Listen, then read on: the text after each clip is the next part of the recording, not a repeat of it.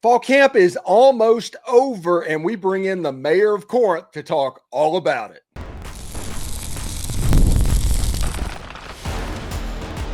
You are Locked On Ole Miss, your daily podcast on the Ole Miss Rebels. Part of the Locked On Podcast Network, your team every day. Welcome to the Locked On Ole Miss podcast. I'm your host, Steven Willis, and we'll bring in Tom Vanderford in a second to talk about fall camp and Pete Golding and just talk ball for about 15 to 20 minutes. But thank you for making Locked On Ole Miss your first listen, and please give us a like, subscribe, and comment on your way out. If you're listening on the audio podcast, give us a 5-star review and also subscribe to the podcast as well. It would help us out as we get ready to go. Today's episode is brought to you by FanDuel. Football season is just around the corner, man. It is really close. Visit the FanDuel app today and start planning your future bets now. All right, so it's really interesting. Let's bring in Tom. Yesterday, or Friday, I should say, practice went on. We talked to Michael Katz and Sam Hutchins, and there's an excitement in the air about the defense. And Pete Golding signed a huge contract that we're going to talk about in the second segment, but he had about a 25-minute press conference on Thursday to where he said, no, he doesn't expect this defense to drop down at all. The numbers may be different, but the production should still be the same. What says you, man? I think that's wonderful. I think that's why they partially why they gave him his historic raise. You know, I can remember it wasn't too long ago our head coach didn't make that kind of money, and so that's wonderful. Yeah, somebody in the comments was talking about, because when I was at Ole Miss, and just so everybody knows, I was at Ole Miss 18 years ago. I wasn't like I was in another century there or something like that. But Ed Orgeron made about $700,000 per year. And I pointed out that Pete Golding's going to be making 3 to 4 times that with the raise and everything. And he's like, well, you got to count inflation. And I was like, I don't know what world you're living in, but inflation isn't that. It's the explosion of television contracts that did this. This isn't inflation. No, they can afford to pay that, and I'm glad that they stepped up to the plate. I think Pete Golding is a wonderful defensive coordinator. I think we're going to see that this year as he plugs and plays into that defense. He seems extremely confident in the whole defense, so that made me happy. Of course, everybody that's followed football more than 10 minutes knows that if your front seven's good, that makes your secondary better just by getting some pressure on that quarterback. You know, one thing that's really interesting is, now, we're just reading tea leaves at this point because they don't release depth charts, and they won't release depth charts until probably you walk into the press box in the first game. There might be one on that player card. But yesterday, Deshaun Womack came back in. It appears he got switched a little bit over to the jack position. He's rotating with Prince Will Amon-Mielen. And that tells me, if you just look at that, they are really impressed with what Cam Franklin can bring. And they're talking about moving Cam Franklin down to the 3 technique. Everybody's going to see a number 5 out there playing defensive tackle and automatically go back to Robert Nkemdiche. But Cam Franklin is having a really big fall camp, and there's a chance he could break out this season. Oh, yeah. It's, once again, we talked about it last week, that group of defensive linemen that they got last year was their freshman year was probably the best we've ever had at Ole Miss. Yeah, whenever you look at Cam Franklin, when you look at Jeffrey Rush, the red shirt out of Pascagoula, Cam Beavers, I believe he is out of Bay Springs or something like that. There are a lot of prospects that came through on the defensive line. We didn't even talk about William Eccles. He's sitting right there. He ended up like the 247 number 1 player in the state when it was all said and done. So this defensive line class has a chance to be really special. And my people inside the Manning Center pointed out the linebackers look really good right now. They're flying around. And I think a lot of that has to do with that defensive line occupying blockers. Oh, I agree. That's exactly what's happening. That's why I think it's going to be extremely hard for teams to run on us this year. So that'll be exciting. We're just a couple weeks away, man, and we'll be able to see what it's all about against Georgia State. Yeah, what was it? Pete Golding on Thursday said, "Stop the run to have fun." Yeah. In order to have fun or something like that. Now it's like, that's a pretty good phrase. Heck yeah. That's a pretty cool thing. You stop the run, get them a long yardage, and then you can have some fun. Because one thing that Pete Golding has made his money off of in his career is his ability to scheme up defensive ends, edge players.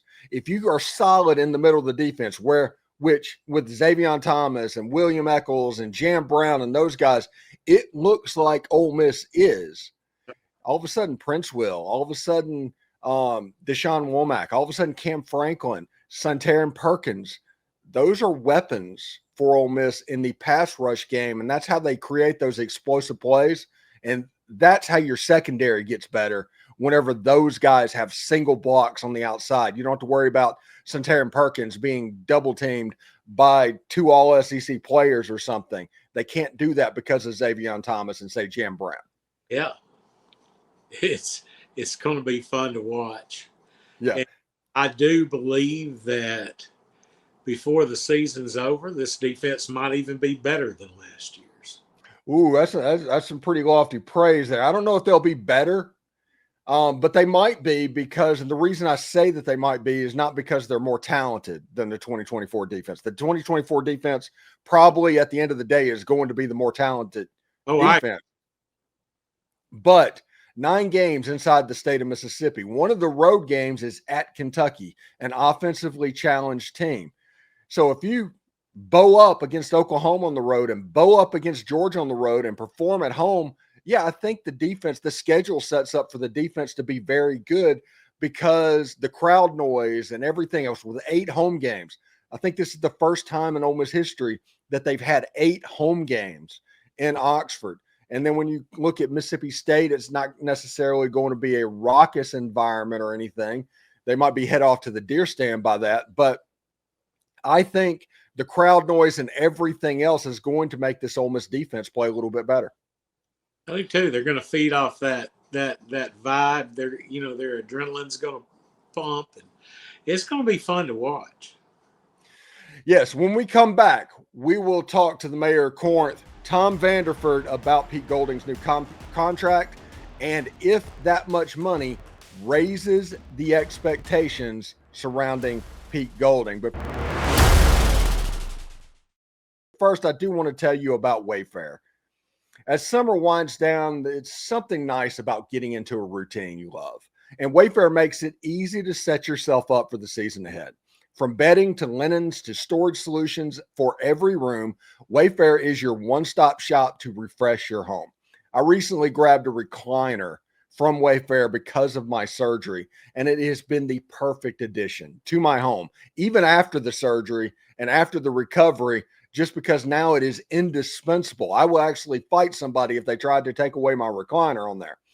This is the perfect time to get your home ready, whether it's organizing, upgrading your workspace, or making weeknight dinners easier. So get organized, refresh, and back to your routine for way less. Head to wayfair.com right now to shop all things home. That's WAYFAIR.com. Wayfair, every style, every home. And August 26th is officially the FanDuel Futures Day, a brand new holiday for football fans who live for bold predictions and preseason hunches. For just 24 hours, FanDuel is giving you great savings on the NFL season prediction, whether you're calling your own NFL MVP, eyeing a long shot division winner, or ready to crown your Super Bowl champ before week 1 even kicks off. This is your moment. So take a flyer on the MVP race. I'm going with Jaden Daniels from the Washington Commanders. Or maybe crown your champion in August. Buffalo's year finally? Maybe. Or parlay your division winner dark horses like, I don't know, the New Orleans Saints or the Miami Dolphins. Maybe they're ready to make a run. Visit the FanDuel app today and start planning your futures bets now. because Futures Day is one day and one day only. FanDuel, play your game. All right, Tom. Pete Golding, $2.55 million his first year, can get as high as 2.7 over the course of the contract. The second paid assistant coach, highest paid assistant coach in all of college football, the top paid assistant in the SEC. I think that Pete Golding, now that he is making this, there is no rebuilding year. There is no, hey, we tried really hard. It is basically you're getting paid to succeed and be a monster. Be that. Oh, definitely. And I think he's up to the task. If you look at the recruiting on the defensive side of the ball since he got to Oxford, it's been top notch. It's going to be just fine. I hate that we lost the commitment of the linebacker, but he's committed to like 6 different schools this year. So who knows what's going to happen. Yeah, he could end up signing with Ole Miss. That's one of those situations, one of those crystal balls that I'm just not even going to look at. Just show me on signing day. Yeah, it's the second time he's been committed to Florida State. So, you never know. But, we'll be all right. He knows the goods when he sees it. He gets the most out of his players. I remember people saying that TJ Daugherty was going to be a waste. And he's a bad man.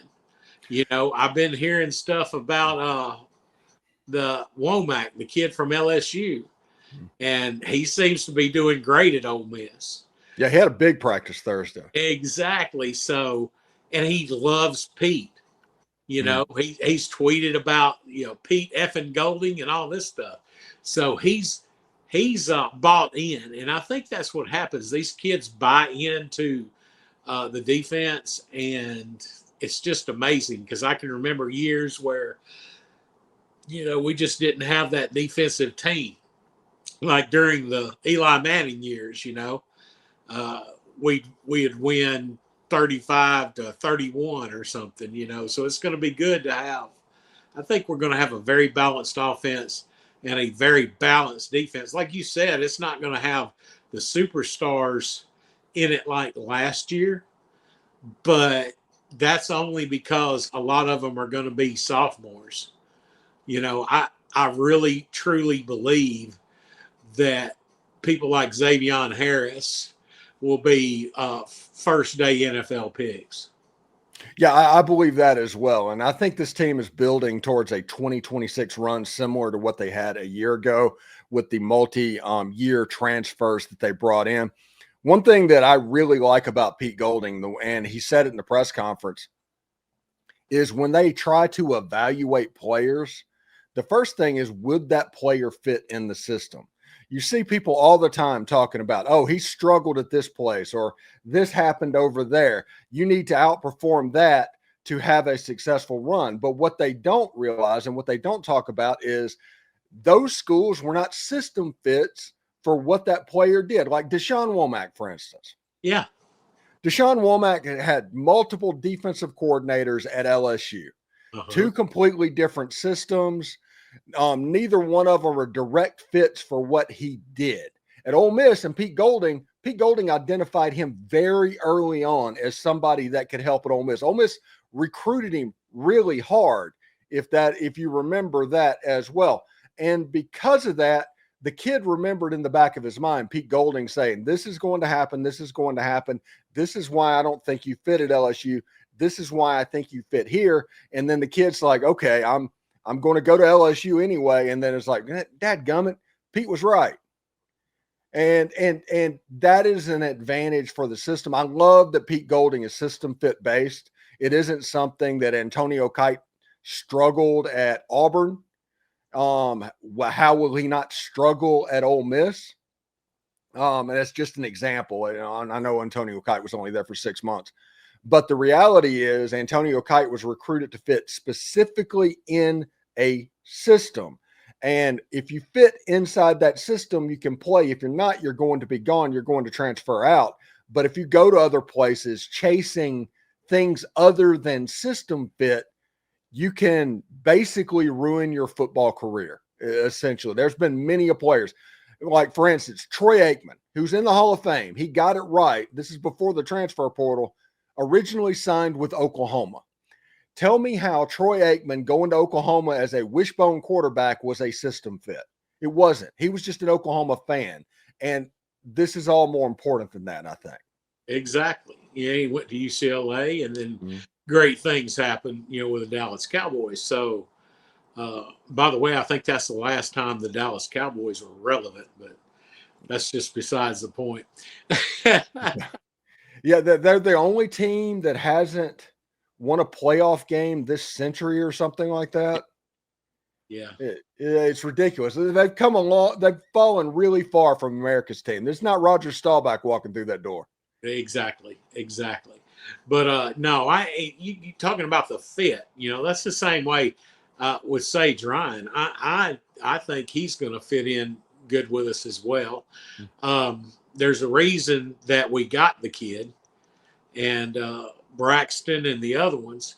They've just got to find their niche within our system. Yeah, it sounds like that.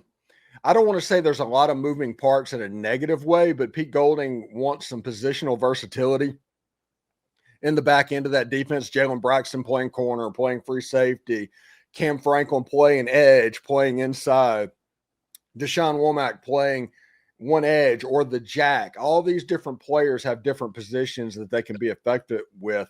And I think this just might be what year 3 of this Pete Golding defense looks like. That's why he got paid all the money that he did. But I do admit, and whenever I said this thing, he has to perform this year. There is not an excuse to, we tried hard. Oh, we had a bust against Kentucky, or, oh, this happened against Florida. No, that's not an excuse anymore. It either did happen or it didn't happen, and that's what this amount of money brings. Exactly. He's going to have accountability, but like I said earlier, I think he's up to the task. Hey, what do you got going on this weekend, bub? Man, I tell you, not a whole lot. I think, what was it, last night I watched some Georgia high school football on ESPN. You saw NASCAR, huh? Yeah, it was Milton and Buford. Number 24, NASCAR McCoy. Yeah. Yep. NASCAR. Oh, yeah. Now I know what you're talking about. That went right over my head. Sorry about that. So, yeah, it was a pretty interesting game. That was a really nice stadium that Buford has. That's their first game in their $65 million stadium. Nice. But, yeah, it was really high-level high school football, and it just makes me ready for week 0, which technically – by the time this show airs, we're in game week. It's the Sunday of week 0. Tomorrow, I will be doing a pick on Farmageddon of all things, getting ready for picks and things like that, and getting ready for game week and doing stuff. So it should be a lot of fun. Anything got planned for this weekend, bud? Now, just same old, man. Just relaxing, hanging out with grandkids. Got about 3 weeks until my retirement is official. And then, I don't know what I'll be doing. I guess yard work and stuff like that. Yeah. And we're going to get you on during the season as the pre-game show. Sure. So first thing in the morning on Saturday will be Tom. That'll be his time slot this year. So anyway, Tom, thank you so much for stopping by. And thanks everybody for making Locked On Ole Miss your go-to source for Ole Miss sports. We pride ourselves on offering the most comprehensive perspectives, which is why we are the front door of Ole Miss. If you don't believe me, Google Ole Miss podcast and see how much the Locked On Ole Miss podcast comes up. Don't forget to subscribe to the YouTube channel, like and comment on this video. It helps the show and it's absolutely free. Your support means the world to us. This weekend,